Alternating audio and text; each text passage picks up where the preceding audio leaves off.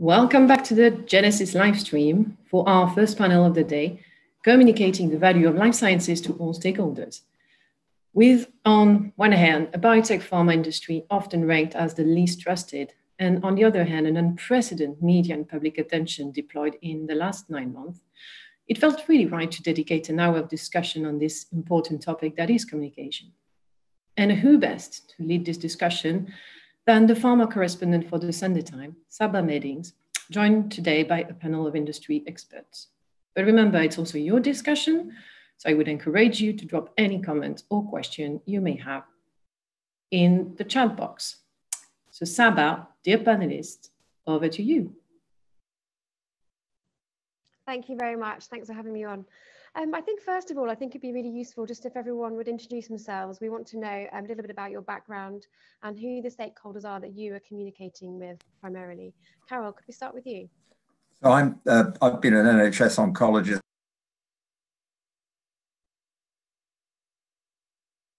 Oh, I think, Carol, you seem to be on mute. Is there, Thank you. Okay, so I've been an NHS consultant for 40 years and I'm an oncologist, and I have a vested interest in corona because it's screwing up cancer patients at the moment by the diagnostic pathways all over the world. Thank you. And you are communicating primarily on Twitter, aren't you? You've been quite prolific over the Sorry, yes, I'm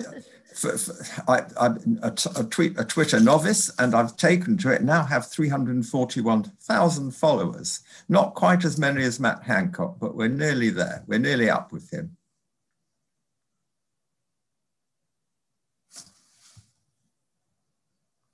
Oh.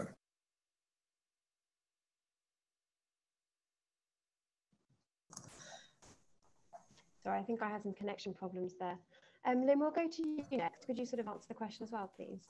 Sure. Hi, I'm Lynn Trowbridge. I've been in this industry for the last 22 odd years, makes me feel quite old. But I've specialised in communications throughout that time. And my key audiences are to my customers, who actually use the products that the organisation I work for, Abcam, make and manufacture. And also we do a lot of internal communication. So we're looking at both of those key audiences. Thank you. David, being at Norwich Research Park, you've clearly got a kind of the local community to communicate with, along with employees and researchers as well. Tell me about a bit about yourself, please. Okay, thank you. Yeah, David Parfrey. I lead Norwich Research Park, have done for the last 2 or 3 years. Prior to that, I spent quite a lot of years in BBSRC, so very much involved in the financing from the public sector of biologic work in many ways. So been around the piece quite a long time. And it's been a really interesting time for us over recent months. Yeah, more of that later. Thank you. And Caroline, to you, please, as well. Hi, everybody, and thanks for the invitation to participate. So I'm Caroline. I'm Senior Director of Global Medical Education at Medscape. Medscape is the world's largest online platform for physicians and healthcare professionals.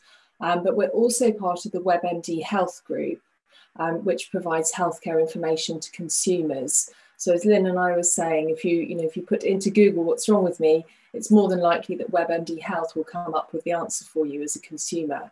So hence our audiences throughout this COVID crisis have been, on the one side, the healthcare professionals and the physicians that we're reaching out to through Medscape, but on the other side, an enormous consumer audience globally that we have communicated with through WebMD. Thank you. Now, as we're having the rollout of vaccines is starting, we saw the very first patients in the UK.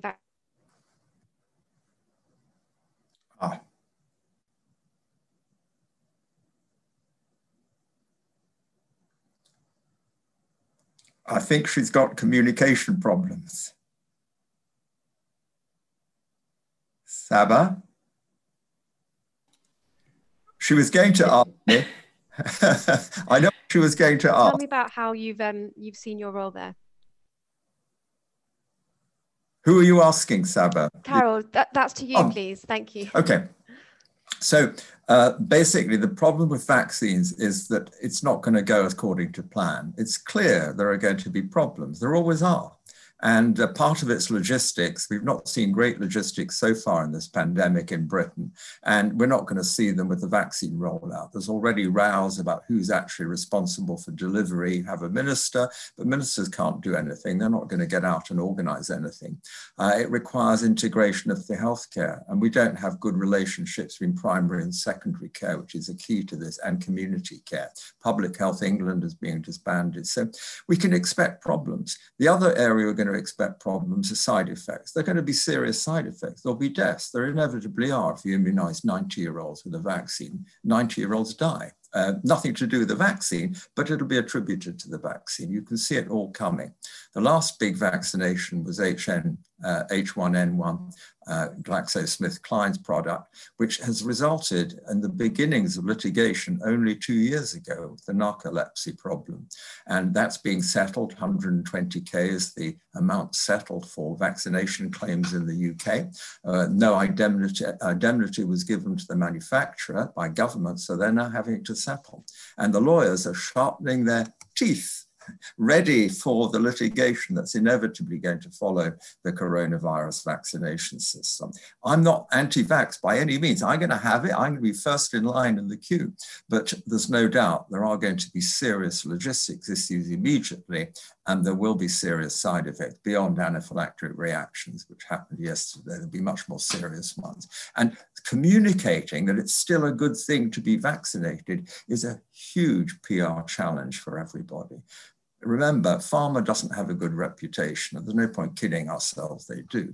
They're not seen as the savior by anybody, not even by the doctors, I'm afraid. So it's a matter of trying to have decent communication with honesty and transparency, and not sweeping complications under the table, which may well happen. But it'll be interesting to see what happens as it all rolls out, not only here, but in other countries. Much easier to be in China or Russia, where you can control the media, than here, where you have no control whatsoever. Who knows what Samba's going to write on the Sunday Times on Sunday? Who knows? Lynn, you're a communication specialist. You spent a long time in agency for going to ABCAM. Could you sort of, I mean, more broadly, sort of add to that, please, in terms of what responsibility pharma has, how it communicates, and perhaps what some of the issues are? Yeah, I think that Carol hit the nail on the head when he said about the need for transparency and the need to not sweep things under the carpet.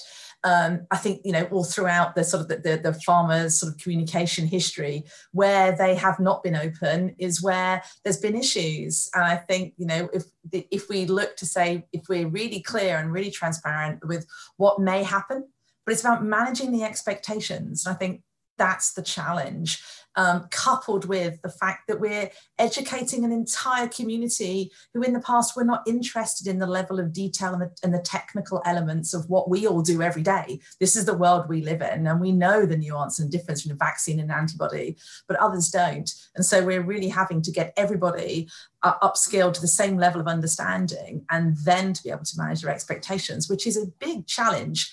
And it would be really good to start to see some, you know, unification around the communications that are going on, as well as not only how we're actually rolling out, but how we're talking about it too.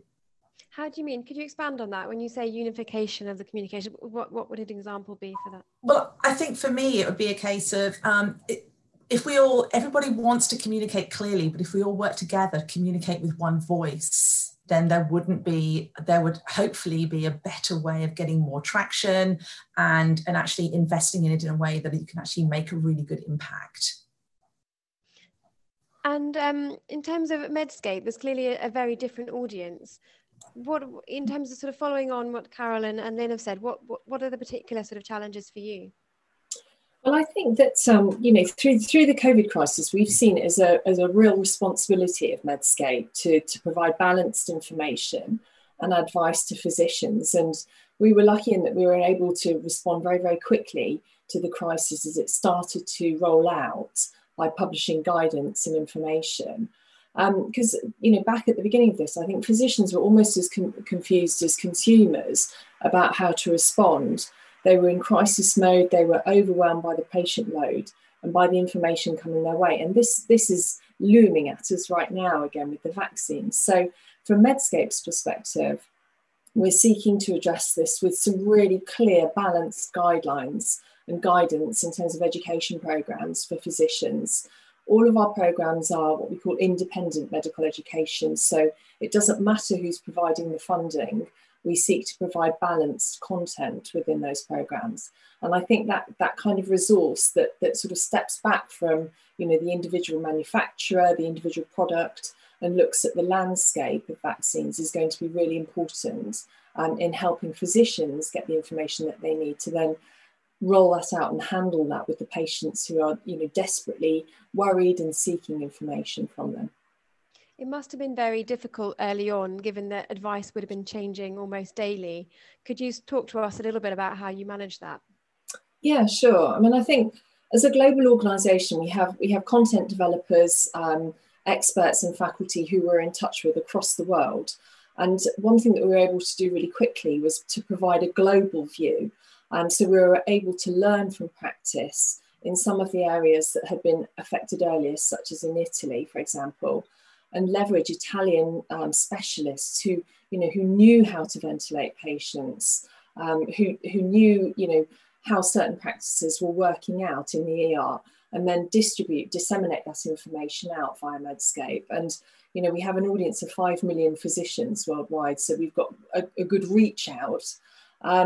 But we also, you know, mobilised internally a huge amount of resource to produce specialist programs in different therapy categories. So, you know, patients with all sorts of different comorbidities, we've produced education within the first month or two to provide guidance to physicians, and those have reached an enormous audience. We have around 80 programs available in pretty much every specialty. And they've reached an audience of around 1.5 million physicians now. So you see the appetite for that kind of information there. David, you have a very interesting case study, which I'm desperate to hear about now. I mean, I'd love you to explain a little bit about the project that you've been running at the Research Park, and yeah, over to you. Okay, I think the first thing I say, thinking about the wider communications piece, is over history, scientists have tended to talk to each other in their own language. And what I've been trying to do, perhaps almost above all else, since I've been at Norwich Research Park, is to increase our openness and our understanding mutually with the community in which we reside. So, you know, we've been working hard on trying to communicate with the general public audience that is in Norfolk. And, you know, they knew where we were, they knew who we were, but that's about it. So we've tried to move the conversation into one where it's more open, it is transparent. Not only do we say it's transparent, but it is because we talk in a language that they understand. Yeah, and this means we do need to rethink some of the ways we say things. Leave some of the big words behind. It doesn't mean we have to dumb down, not at all. But we need to talk in normal everyday English that people understand. And I think what COVID has shown us is, I wish I'd invented the phrase. I didn't, but somebody I heard say that science has moved from the lab to the living room. You know, there isn't a household around the country where science isn't being discussed in a way that never used to be. And, you know, I think that's fantastic. It's incredible, and it's a real powerful thing. What we've got to do is make sure we continue to use that, and use good, informed, proper intelligence through that mechanism. Continue to speak in a language that can be understood, that people can debate around the dinner table at home. Yeah, and make that joined up, connected conversation, so that everybody is together and understanding with the same base. So that's what we've been trying to do over the couple of years, and COVID has really opened that opportunity to do even more, which is, you know, I hate to say that COVID has a good side, But if we move on into a better future where there's a more open communication between the public and science, that can only be a good thing. Now, you know, to try and take your point of a case study, if you like. I tend to see things in pictures, so I see us all as pieces of a jigsaw. That on our own, we don't really make much of a picture, but when we connect with others, the picture starts to emerge and the potential begins to emerge. And the more pieces you add, the greater the potential and the greater the opportunity. And the easier it gets because you can see more of the picture. So it's easier to add those extra pieces on the more you add. And, you know, that's the way we approach things at the park. We have 3,000 plus scientists and clinicians. We've got a university hospital. We've got the University of East Anglia, 4 institutes, 150 companies. All of these things come together. And we see them as individual pieces of jigsaws, which we can put together in different ways to make different pictures. And because we are a connected community who put a lot on internal collaboration and communication, when COVID hit, all we did was looked at those pictures, those pieces we had, and said, right, how can we put them together in different ways to make different pictures? You know, we kept the whole of Norfolk going on sanitizer because we turned a couple of labs over to become a sanitizer factory. I spent time on the phone with distilleries trying to beg, steal, or borrow ethanol. You know, we just all used our opportunities, our networks, our friends outside and inside to come together to do different things. Sanitizer, 3D printing of ventilator parts as well as PPE. You know, testing. So Iceni Diagnostics have a fantastic lateral flow test, which we're trying to get government to get interested in. But here's the thing: this one tells you whether you got flu or COVID, or neither. Now, I don't think there's another one that tells you whether you got flu as well. Great thing. So, but Iceni don't normally do these things. They took their science and said, how can we move it into something which is relevant to today? So we took our existing jigsaw puzzle pieces and just put them together in different ways. And we did it awfully quickly because we have our connected community that works on collaboration and works on communication. And although you didn't manage to get government interested yet, you have there is a large testing project with the university, isn't there? Yes, there is. And so, you know, one of the things we did back in the summer, and this was predating the lateral flow test, so I'm talking PCR now. We thought, well, wouldn't it be great if you could take mass testing to a city scale? This was before anybody talked about Liverpool. So what we did was we said, well, let's treat our own campus, which, you know, in normal times, if you included students, there'd be up to about 30,000 or more people around, 15,000 employees across the organizations on site. So we said, we've actually got a little city here. So we put together a mass testing regime and trialed it on our own campus and learned how to get the tests around to places, get the results back, how to get the labs set up, and did all that. Again, we offered that to government back in the summer, early summer. But there we are, that's another story. But when we learned how to do it, and while government were waiting to hear what when talking to government, we put it all in a box and said, right, we know where it is. As soon as we get the opportunity to use it, we've got the people who know how to do it. We've got it all on the shelf ready to do. So when the UEA were thinking about the next term of students coming back, we said, we can run our test. So, you know, on the same day as the discussion took place, we deployed project managers and scientists to running a full testing regime for all of the students and all of the staff in the UEA. So everyone was part of this test. So again, you know, we just rolled it out. We had it there, and we can do it again. There's been so many fantastic initiatives during the course of the pandemic, right from sort of early March. Lynn, at ABCAM, you took a decision not to add to the noise too early on. Could you tell me a bit about why that was? Do you think there's some sort of COVID fatigue creeping in? Yeah, great question. when all this kicked off, you could really see that suddenly there was this real sort of like noise level rising across all the platforms where researchers go to find information. And all suppliers were saying, we've got things for you, everything else, everybody's saying, hey, look at me, look at me.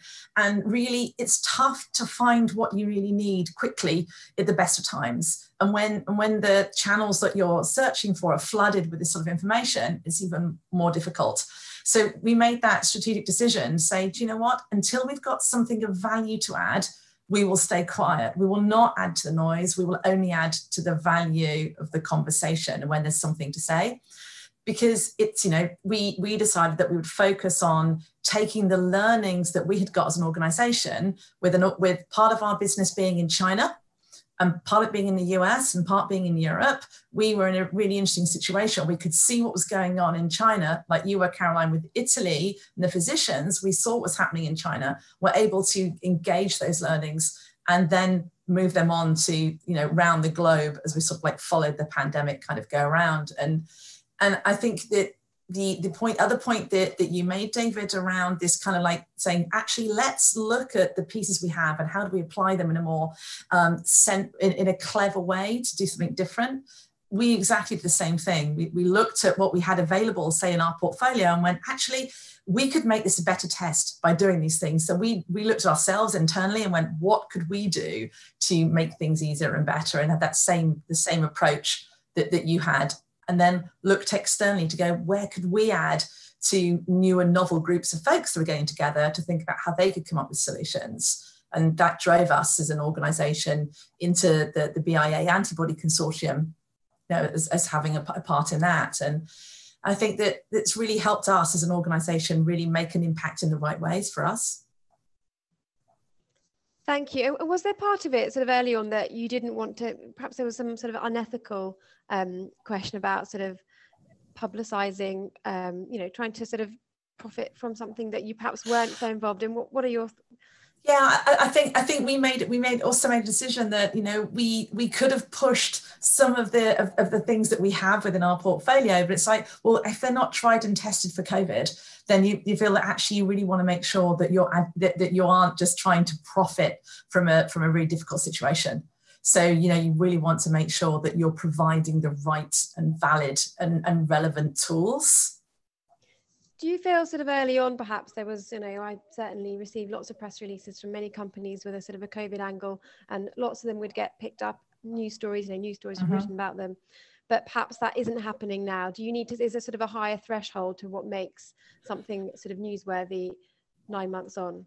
Yeah, I think definitely. And I think it's because everybody's been coming out very, very early on with results and information. And like you say, I think you see, you know, if you did a search probably for COVID, you'd find it in virtually every piece of news announcements that are out there. But, you know, nowadays you can have a neutralizing antibody and to say, so what? Where's the clinical data? And I think, you know, as Carol smiles there, the threshold of interesting things that actually could make a difference is getting higher and higher. What are your thoughts, Carol? I think you might be on mute, but Carol. Yeah, now we're okay. Yeah, no, there's no doubt. At the beginning, it was all very exciting, rather sad, but very exciting. And what we did, we started antibody testing right at the beginning, way back in April. And we thought that was the answer. We got kits flown in from to Heathrow from Korea. I went myself to Heathrow around the back of the cargo department to collect them. And we tested them on patients and on all the staff. And it was a bust. Less than 10% of people had antibodies, which is what you expect. If you do a survey now, it's going to be about the same because they're transient. They don't mean very much. The kits work. They're perfectly good and they're cheap. The lateral flow, again, the same technology that's now being looked at to use to detect antigen, which is probably a more useful way forward. And people have lost interest in doing antibody testing. As the summer evolved, it was clear that PCR was the gold standard and everybody had to get a PCR, including the airlines, health service providers. To this day, it's not clear what we need to do to keep our hospitals COVID-free. Is it PCR? Is that what's needed? And what do we do with people that are positive? Are they really ill? Almost certainly not. the real failure in this country has been Public Health England, and it's been disbanded, and the chief executive has been fired, and all the rest of it. So, and it's not the politicians' fault. I mean, they're responsible for dealing with pandemic alertness, and I guess they singularly failed here in a way that other countries, especially those in Asia, were successful. It was nothing to do with being British, nothing to do with stiff upper lip or anything. They just failed. They failed to produce a logistics base that we could all relate to, the hospital teams, the doctors, the other healthcare workers.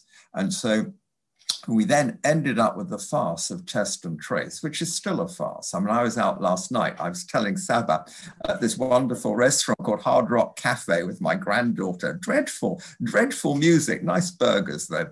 And, you know, no one took my phone number. No one took the, you know, there was nothing. There was no test and trace presence in that environment. And I think it's very haphazard. And even the contact tracing of existing cases is not done in a serious way compared to other countries. And the reason for that is it can't be a national event where you hire people who normally do another job in Serco or something else, and you get them together and say, oh, now a contact tracer. If you've never done contact tracing, it's not going to work. We've got lots of contact tracers in Britain. They do tuberculosis, very effective, especially in immigrant communities, and sexual health problems. Again, contact tracers, great diplomacy skills required there, much more so than in Corona, because you're looking at people that are having relationships that their partners don't know anything about, and you've got to contact trace everybody and try and find gonorrhea, syphilis. It's still around. These are diseases I learnt about as a medical student. They're not gone. They're very much part of it. And just to finish my bit, I would say that, you know, it's information. Where do I get reliable information from? So I can read the BMJ, which is like light relief, or I can read the serious journals. Lancet's a bit more serious, or the New England Journal. But, you know, what Medscape's done, and I'm going to praise Claire, don't worry, it's been fantastic because it has put in a nutshell very quickly. You can get information, some of it on video format, most of it in writing, very quickly, a summary. So even yesterday, and it's bang up to date, like the anaphylactoid reactions yesterday were in Medscape by last night because I saw it myself, and I thought that was really quite impressive. And it does seem to be verifiable. And so most of us believe in that. If it was Pfizer putting out the press release, would I believe it? No. You never believe anything pharma are telling you, and we know that, especially when it's their chief executive saying it, because he's been fed information that's not completely correct, and he's just spewing the same thing for the shareholders. His job is to keep the shareholders happy. Claire's job at Medscape is to have a level of information that's realistic, and she's got no vested interest whether the vaccine works, doesn't work, has major side effects or not. And it's that truthful information we need to get. And for Saba, as a journalist, the difficulty you have is who do you trust out there? Because everyone's got their own agenda. And so it's a matter of how we can become more transparent as a group. Doctors are no better than anybody else. They tell little exaggerations of truth. And just to finish, one of the disappointments this year, because of the failure of test and trace and so on, was the interruption of cancer services. It's not just cancer, it's heart attacks and stroke services were really interrupted. And when you calculate the number of life years lost from COVID, and you compare them with the projected life years lost from these three diseases, cancer, heart attack, and stroke, it's going to be massively greater for the conventional diseases and infectious diseases. If the average age of a corona death was 82.4, which is what it was last month throughout the summer, then you're not losing many life years in that because people are near at the end of their lives. But the cancer patients are in their 50s, 60s, some of them are in their 30s, and the diagnosis was missed because or delayed considerably. So there was upward stage migration. So I think for the future, what we've got to try and do is have more effort on keeping services going within any healthcare. So it doesn't matter whether it's NHS or an insurance scheme in Europe.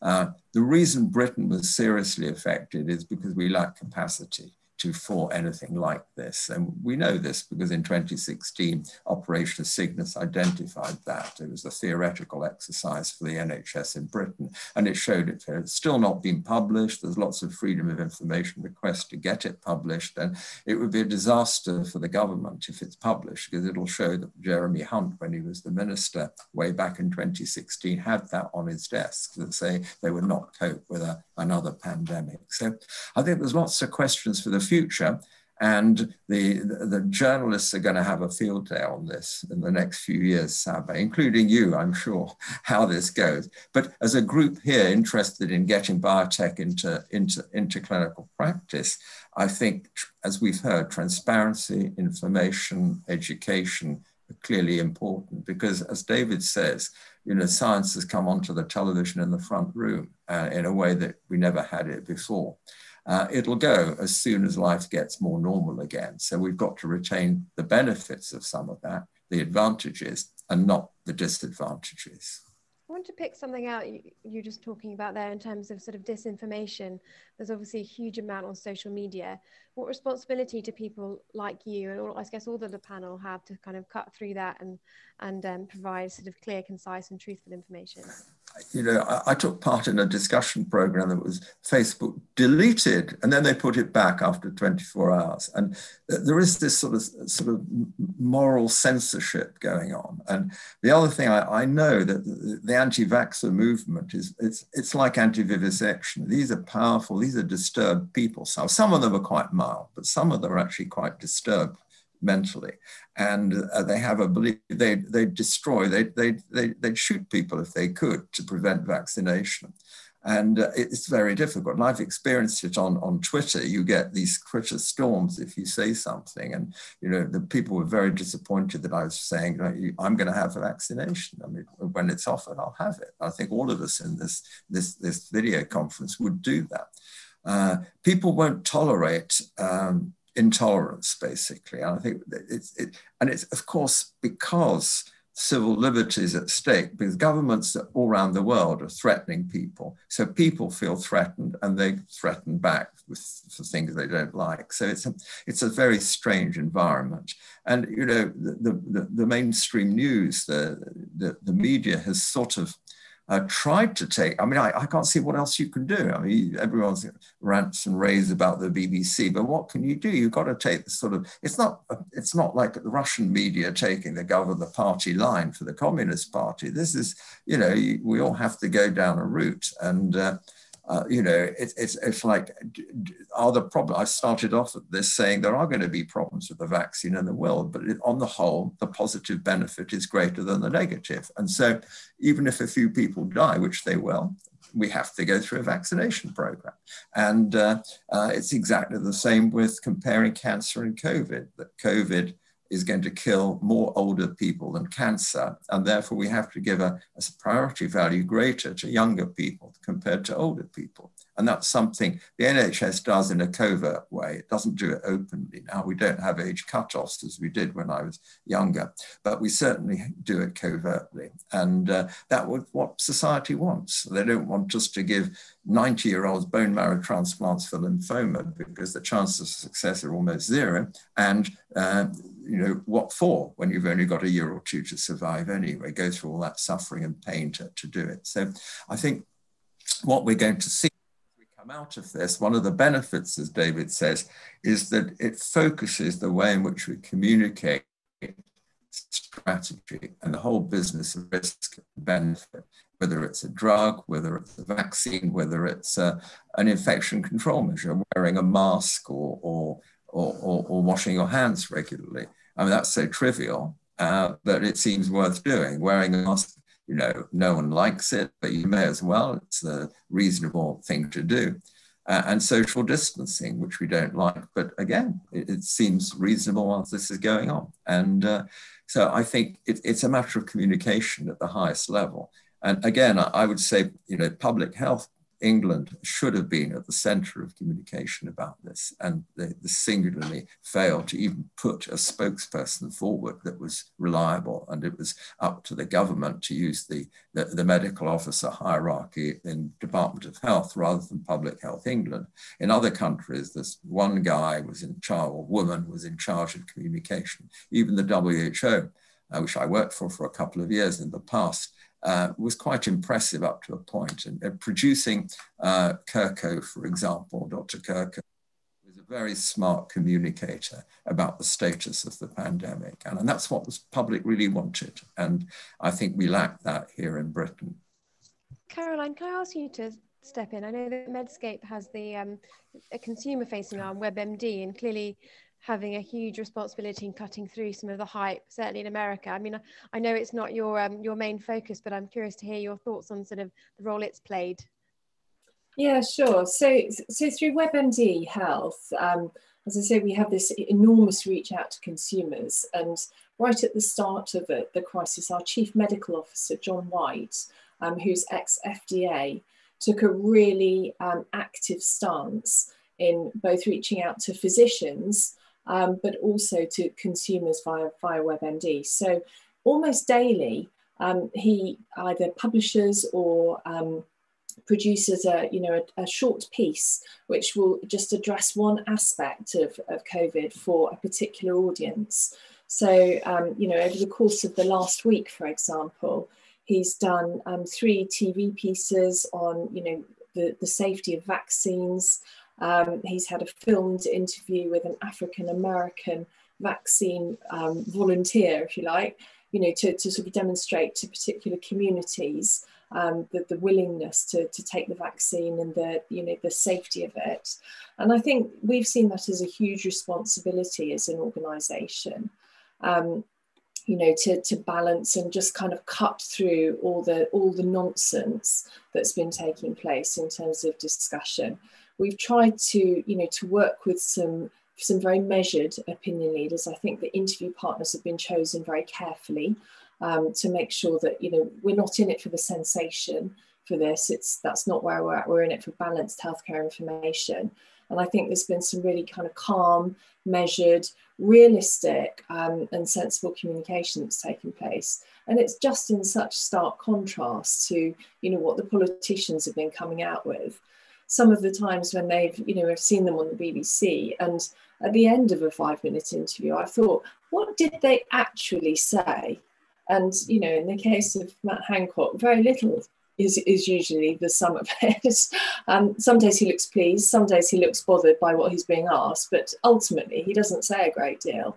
And I think if you contrast that with some of the scientists that we've seen, there's some really fantastic examples out. I love Chris Smith of the Naked Scientists. I really like Sarah Gilbert, who invented the Oxford or designed the Oxford vaccine. She ended her BBC interview with the words, "Right, must get back to work." And I think that kind of really sensible approach, grounded approach, has been super important. I think that one of the opportunities of COVID actually is the chance for a younger audience perhaps, and young people, particularly young women actually, to see how cool science can be, and how fast moving pharma can be. I've been in pharma and aligned industries now, and I don't think I've ever been bored. And I don't think many people can say that about their jobs and their industries. And I think, if we can come out of this successfully, having communicated that science, if you want to change the world, science is one way to do it, then I think that's really powerful. Personally, as a passionate advocate of equality, I'm really delighted to see how many interesting women, people of diverse backgrounds, older and younger, have been in the spotlight over COVID, and how some of them have set some really brilliant examples in terms of communication. There's a lot of stuff that could have been done better, but I like to look for, the jewels in what has been communicated, and there's been some fantastic examples out there. You can see Lynn nodding agreement there. I think that leads on really nicely to my next question. As I mean, everyone can appreciate, the life sciences industry is really mobilized and sprung into action and done a lot for its reputation. How do we kind of build on that for the future? How do we encourage more young people to get into a career in life sciences, to study STEM subjects? I mean, it is opportunity that perhaps it hasn't had before. Lynn, you were nodding. I want to know what you think of that. Yeah, I completely agree. I mean, that's something that us as an organisation are really passionate about, and the big thing of our focus is around getting young people into STEM education from the backgrounds and the different groups that Caroline mentioned. And it is so good to have it at the dinner table now, and have it, in the living room, and people be understanding the impact it can have, the positive impact it can have. I think that's what we're going to have that great springboard to build off of moving forward. And I think just to go back to one of the points that the panel were making about a trusted resource for information and really cutting through. And we found actually during the course of COVID, for the microcosm that is our staff, our internal communications team became one of their most trusted resources for distilling down all of the information that was out there, to really to cut away from the sensationalism, not talk about death rates, not talk about infection rates, but really to go down to something more upbeat and more reassuring, that actually we'll get through this by being really clear what to do and getting those simple communications out there. So I think you have to. There are the external resources, but there's also the resources you go to within your organisations. I think to what David was talking about earlier on as well. David, actually, I'd like to ask you as well. I mean, how do you think we make the most of this in terms of getting young people interested in this industry? Yeah, well, this is so crucially important. And if I could just start by saying one little thing. I was through one of the awards we were sponsoring recently. I found myself having a Zoom conversation with a 17-year-old young man who'd done some brilliant stuff in his college work and at home in supporting COVID initiatives, and it suddenly made me realise that here I am, and I know you will all disbelieve this, but I'm 61. And I was talking to this young man of 17, and it suddenly the penny dropped that when he's my age and he's talking to a 17-year-old, that 17-year-old that he's speaking to will be in their prime productive piece in the next century. And I found that really awe-inspiring, that it, so much of what we do, what I do, the way we work, what is really important to me is that the future doesn't belong to us, it belongs to those who come after. Our job is to make sure that we're doing everything we possibly can to ensure that those that come after have a greater opportunity to do great things than we had. And so that moves on, and so we put a lot of emphasis on communicating with young people, and communicating with families, and communicating with society in general. We're very fortunate in that we have a very good relationship with our local media people, and the Eastern Daily Press they reach out to us routinely to publish stories about what is going on in science. So there's people say there's hardly a day that goes by when there isn't something about science in the local paper, which is fantastic. But it's written for the people who are reading it, not written for the people who wrote it, if that makes sense. And that's really important. But one thing else that we've done with them, and hats off to them, is they have a weekend supplement like most papers. It's called Heaven, and they publish each month a profile of one of our scientists in that thing, which is all about weekend reading. So it's slightly less about the science and more about the person. And so it's attracting. So we've got all these young scientists and older scientists, but if you see these, why they came into science, and the things that these are real people. Suddenly these scientists are becoming real people rather than the sort of boffins that may be difficult to understand. And so we're connecting with society through these things and making people say, yeah, I'd like to do that. And last before this difficult time, we had regular visits of school children, college students coming to us. We do speed dating with scientists, all manner of things with them. But I started a day with 50 students, and talked to them about, a bit about the future as they saw it, and we started building a picture of what the future might look like. So so how about food? Okay, so somebody gave me an empty plate. The point is, it was empty, and somebody gave me an empty paper bag to signify that there's no high street and no economy. There's an empty piggy bank came on, and we started building a tray full of all of these things, which were all negative. And this is what the students were building this picture with me. This is what the future looks like. So stopped at some point and said, right, is that what the future you want? Because it is your future. I'm not going to be here. It's your future. No.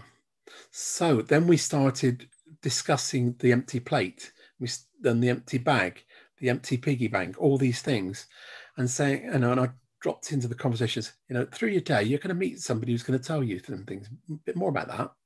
And so it was connecting them and getting them excited about the conversations they were about to have.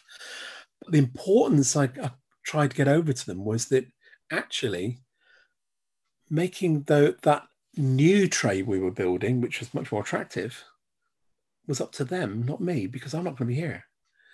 And most of my friends around the site were not going to be here. It's the future. So if they really wanted to influence that better future, they've got to get involved. They've got to either want to become scientists, or in careers that are supporting science, or at the very least champions for science. And I finished off the talk with a running baton and said, right, you all know what this is, and you know what I'm about to do. Who's going to take it from me? And one of the young lads stood up and said, I'll take it. And so I passed the baton to him, and I said, right, you've taken that on behalf of all your colleagues around you. I want you to take that back to your classroom and put it on a shelf somewhere. And I want you to take it down every now and again and talk about it as a class. And when you move on from that class, pass that baton to those who come in and make a point of it. And it really got some conversation going about them owning the future. And so this is the sort of things we do. I'm going to jump in there, David, if that's all right. That's a lovely story, and I'm glad to hear you raise the Eastern Daily Press, because that was my first newspaper. So, I've got a couple of audience questions that have come in, which one which I'm glad I didn't ask myself because it's a bit controversial. Could the panelists name who they think have been their best and worst communicator during COVID-19? I think they may mean communication, but Carol, I can imagine who you might say. I might start with Lynn. I'll come back to you. Golly, I'm not sure that I'm really sort of like, I'd like to think a few minutes if that's okay. Sure. Okay. Then Carol, maybe you have a view. Well, the worst is definitely the Chief Executive of Public Health England, who is no longer in position. Public Health did not take the leadership in terms of communicating about the pandemic and left it to the ministers and the medical officers. So Van Tam gets my medal every time. He was the top man, still is the top communicator. And some great sound bites, hasn't he? He has, and he knows all about infection from Asia, from Vietnam, and his father is part of the Vietnamese royal family. It's amazing. But he's a very charming guy, but a very effective communication. And as you say, sound bites are everything in that sort of communication. Rather than singling anyone else out, would anyone like to add to that question? If not, I'll go on to the next one. Without controversially naming names, and I'll leave it to you to work it out, perhaps. So I'm with Carol there. I think Van Tam is great. I also think Chris has been great. But at the other side, I'm afraid my votes would go with some of the prolific national recognised journalists. There's two in particular I would are in my mind, and I won't name them for the sake of any legal action. But yes, please be aware of that. yeah. But I'll leave you to work that one out. But that's I sometimes think we lose the point that and the story becomes more about the storyteller rather than the story itself. Is that because you think that perhaps some of the information has been disinformation, or what's the reason for that? No, I don't think it's about disinformation. I think it's about point scoring, about trying to find the angle that can score a point that says I said that and I got them to say that, rather than let's concentrate on what's really important. Okay, thank you for that. The other question is, what do you think are the biggest challenges for life science companies at the moment that could be helped by effective collaboration? Lynn or Caroline, would you like to take you, jump in? I'm happy to dive in there. I think the biggest challenge there's two elements of the challenge. I think one is that we're all better together. And, if we've seen this, many examples of how if different people from different organizations, different backgrounds, different skill sets actually work together, it makes a big difference and we can achieve so much more, so much quicker. I think that's the one thing. I think that's going to change how we work together moving forward and be much more prepared to collaborate. The second thing I think is that on a very practical note, that right now with all of the social distancing and PPE and all the other impacts it's having in the lab environment, so where we're actually doing a lot of the actual cold-face work, you are challenged in terms of less time in the lab because you've got to distance people, you can't have too many in, and all of that has a potential to slow down in some ways the progress it might make. So I think it's about balancing that kind of better collaboration and creative ways to work together and to do your daily work in a different way moving forward. Yeah, and I think there's actually a huge opportunity for pharma here. This could potentially be a real turning point. There is the opportunity to communicate well about a very positive contribution through COVID. Of course, there's an enormous revenue opportunity, but there is huge risk for the companies who are investing in vaccine development, just like there is in any pipeline program. But if I were in pharma now, working in communications, I'd be thinking beyond COVID. I'd be thinking, okay, how have we behaved through this crisis? What have we done? But what have we got coming in our pipeline? And how can we talk positively about that? How can we harness the interest in science and communicate responsibly to harness people's interest when it comes to less sexy areas? So things like dementia, cancer is always high priority, but some of the less attractive, if you like, areas of medicine, this is where pharma can really shine, because this is where, in the decade to come, there is the potential for transformative therapies to come out. And if they can harness some of the trust that they've got the opportunity to generate with the vaccine programs and build on that for future trust in different therapeutics, they could be looking at a very different landscape, I think. I think that leads very nicely just to our last question. I want to ask, preparing for the next crisis, the next challenge, how can we better communicate? What can we learn from this, from the pandemic in order to sort of help be better prepared next time? Carol, perhaps you could start, and then we'll go to you, Lynn. Just more honesty, more transparency, that clearly for everybody, all partners. And we'll get over it, there's no doubt. We'll get through the vaccine administration. It'll take longer than we think, probably be going long after Easter before everyone we get herd immunity with 70% vaccinated. When this comes to an end depends not on the number we get vaccinated, depends also on the number that have been infected and are immune. And you add the two together, and when you get 70%, that's the end of it. So I reckon we're talking about the summer in reality, but the fallout will go on. There are lots of opportunities for pharma here. And I think what Caroline said is really apt. Getting transparent information out there. Medscape's a great source. I encourage you to look at it and see it. I even contribute to it. So I would say that, of course. But I'm very pleased to hear that. Only on cancer, only on cancer. And I know, so I think information transfer that's true and transparent is the future. I think I would just add to that this, you know, clear language, yeah, to enable us to all have a common understanding. And that's the big things, I think, the key learnings I've seen throughout this that we could build on. David, you're nodding. I feel like you want to add something. I agree with that, and of course I agree with the clear language point very definitely. But I think the main thing is to actually not lose sight of what we learned. You know, I was reaching around just now because we published a little book of you know, this is what we did, and this is how we did it, and this is what we learned. And, you know, we did that not because, you know, we're proud of what we did, but we did mainly because we wanted to document what we did so that it's well known, it's understood, and so we can hang on to it, so we can get it off the shelf should we need to again, and say, you know, this is how the jigsaw goes together.